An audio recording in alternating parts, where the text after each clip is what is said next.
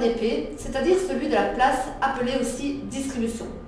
La politique de distribution influencera l'image que les clients se font de votre société, votre produit, votre service. Et in fine, elle influence votre positionnement.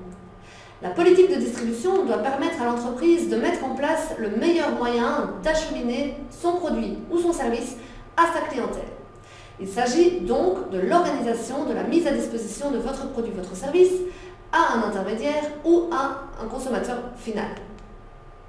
L'organisation sera plus ou moins complexe selon que la mise à disposition s'opère soit dans le cadre d'un circuit direct ou vente directe, donc si la mise à disposition relie directement sans intermédiaire le producteur au consommateur, soit dans le cadre d'un circuit court, si la mise à disposition relie le producteur au consommateur avec un intermédiaire, un seul niveau de distribution intermédiaire, c'est-à-dire par exemple on passe du producteur au détaillant au consommateur, soit via un circuit long, si la mise à disposition s'effectue via une succession d'opérateurs. Par exemple, on passe du producteur au grossiste, au détaillant et puis finalement au consommateur.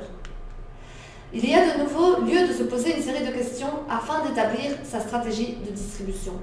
En voici quelques exemples. Tout d'abord, pour les personnes qui produisent des liens, par quel canal allez-vous distribuer votre produit ? Le canal de distribution est le chemin commercial parcouru par un produit pour parvenir à votre client final. Il se caractérise par sa longueur, c'est-à-dire le nombre d'intermédiaires entre le fabricant et le consommateur final.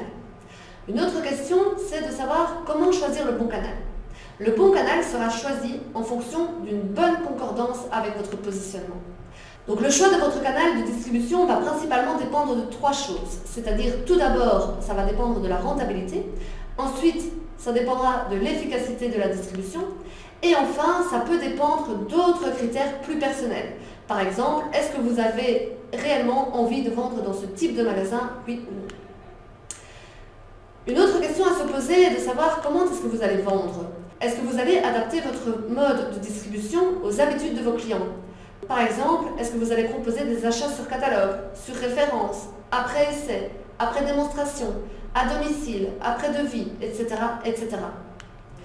Si votre projet consiste à ouvrir une surface commerciale, il faut y faire très attention. Votre implantation est vraiment le sujet crucial. L'implantation, c'est le lieu où vous allez établir l'exploitation. Ne vous laissez pas séduire par l'aspect loyer bon marché, qui signifie généralement emplacement médiocre. Commencez par vous informer auprès de l'administration communale et des associations de commerçants locaux sur des sujets urbanistiques en cours ou prévus. Ils peuvent changer en effet la face des choses.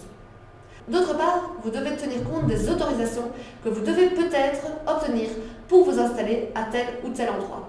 Lorsque vous aurez trouvé l'emplacement idéal, n'hésitez pas à passer plusieurs jours dans le quartier, à questionner les commerçants, à surveiller les flux de passants et à observer les commerçants concurrents. Un bon emplacement commercial doit répondre à plusieurs critères, notamment l'accessibilité facile, la bonne visibilité, la situation dans la rue, est-ce réellement un endroit de passage ?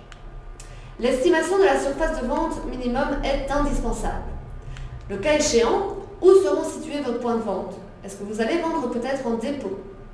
Quelle est votre zone de chalandise prévisionnelle ? Voici donc les questions les plus importantes à se poser pour établir une bonne stratégie de distribution.